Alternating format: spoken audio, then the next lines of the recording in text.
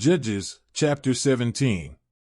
Now a man named Micah from the hill country of Ephraim said to his mother, The 1,100 shekels of silver that were taken from you, and about which I heard you utter a curse, I have that silver with me, I took it.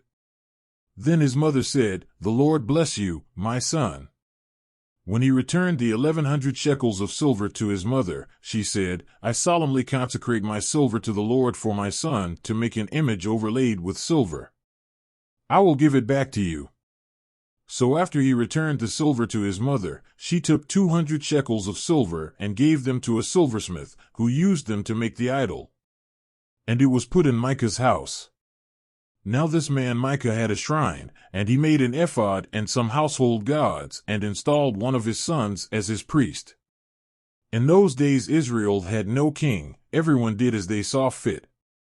A young Levite from Bethlehem in Judah, who had been living within the clan of Judah, left that town in search of some other place to stay.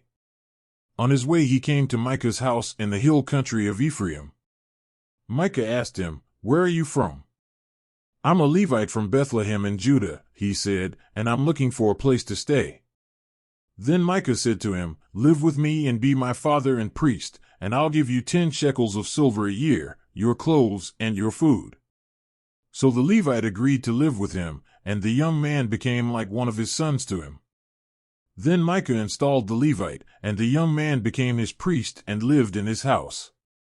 And Micah said, Now I know that the Lord will be good to me, since this Levite has become my priest. Judges, chapter 18. In those days Israel had no king.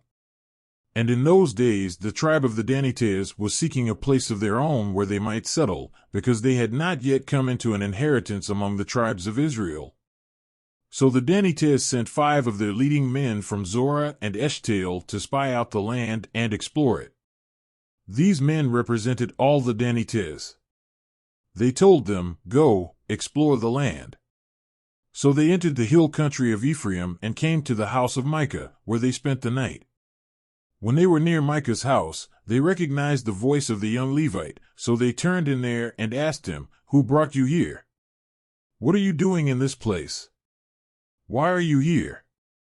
He told them what Micah had done for him, and said, He has hired me, and I am his priest. Then they said to him, Please inquire of God to learn whether our journey will be successful.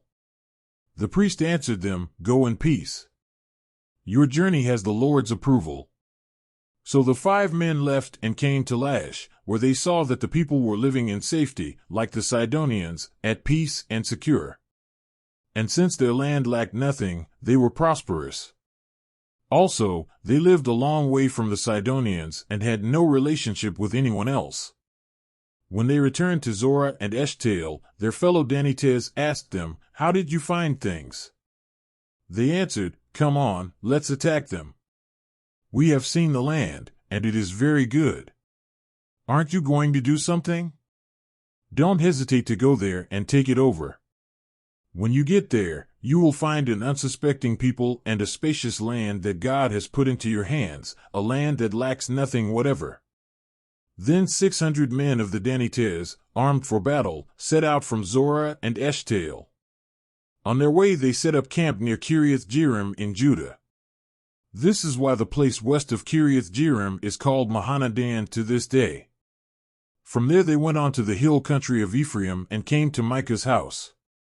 Then the 5 men who had spied out the land of Laish said to their fellow Danites, Do you know that one of these houses has an ephod, some household gods, and an image overlaid with silver? Now you know what to do.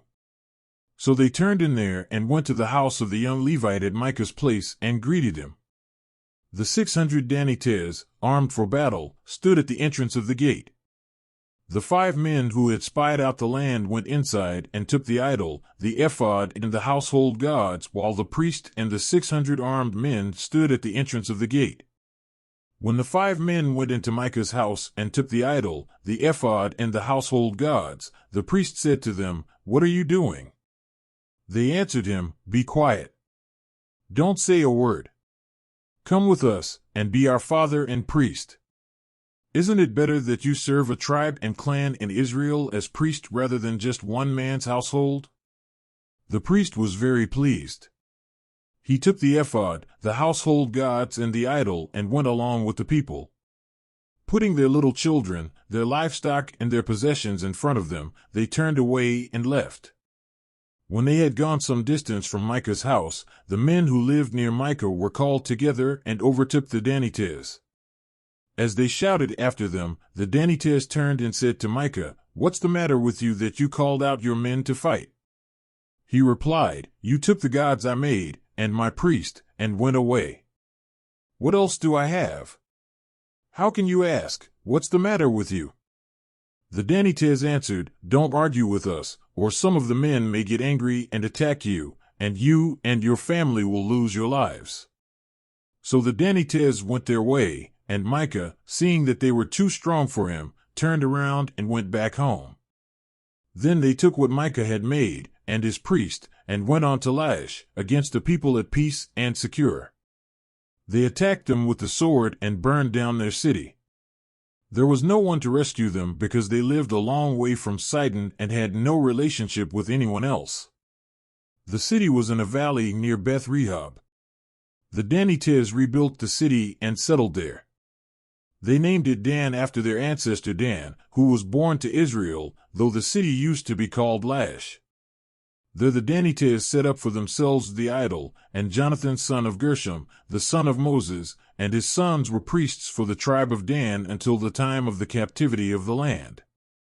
They continued to use the idol Micah had made, all the time the house of God was in Shiloh.